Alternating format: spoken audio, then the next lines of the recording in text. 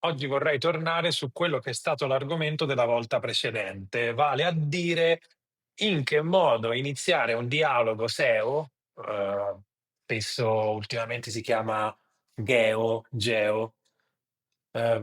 io preferisco chiamarlo SO, cioè Search Optimization, semplicemente perché evidentemente non è più una cosa che è esclusiva dei motori di ricerca.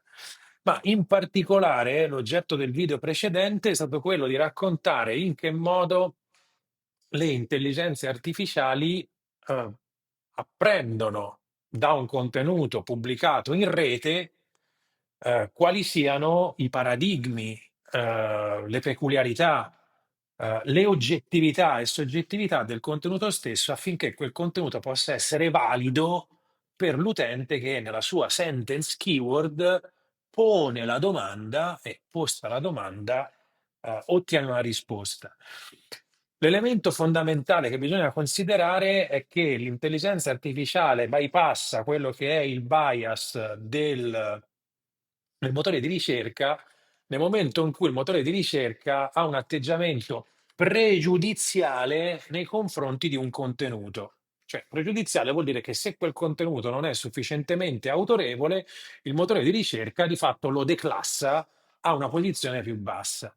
L'intelligenza artificiale ha un comportamento diverso, perché l'intelligenza artificiale va a capire in senso gnoseologico quasi il significato della parola relativamente a quello che è il contesto di ricerca dell'utente e il background dell'utente.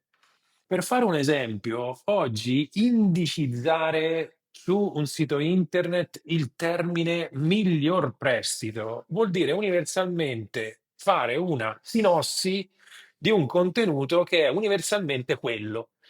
L'intelligenza artificiale in realtà che cosa fa? Miglior prestito lo va a identificare rispetto all'utente che effettua la ricerca. Questo vuol dire che per un utente esperto miglior prestito potrebbe voler dire il miglior tasso, per un utente giovane potrebbe voler dire il prestito che, a prescindere dal tasso, sostengo meglio, mi costa meno.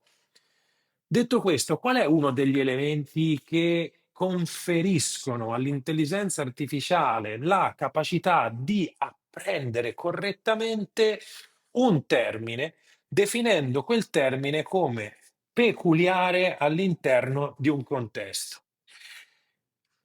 L'ho detto su YouTube, non l'ho pubblicato su LinkedIn, quindi se siete su LinkedIn andatevelo a vedere su YouTube il video precedente, ma oggi la pillola, la nuova pillola sull'indicizzazione contemporanea, che poi in realtà è un recupero dello schema.org, è il DFN, il DFN o Defined Term. Il DFN, quindi markup DFN o span class Defined Term, conferisce a un termine particolare la sua configurazione di glossario, creando autorevolezza sul termine stesso. Fa ridere il fatto che si torni un po' all'albori della SEO.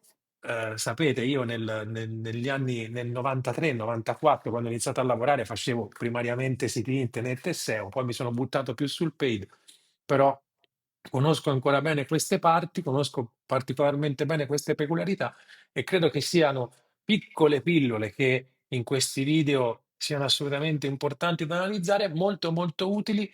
Quindi attenzione, da qui in avanti, quando volete creare autorevolezza su un contenuto, presumibilmente soprattutto se questo contenuto è nuovo, per esempio SEO è un concetto nuovo che merita di essere suggerito ai motori di ricerca e alle IA appunto come DFN. Alla prossima, andate su YouTube.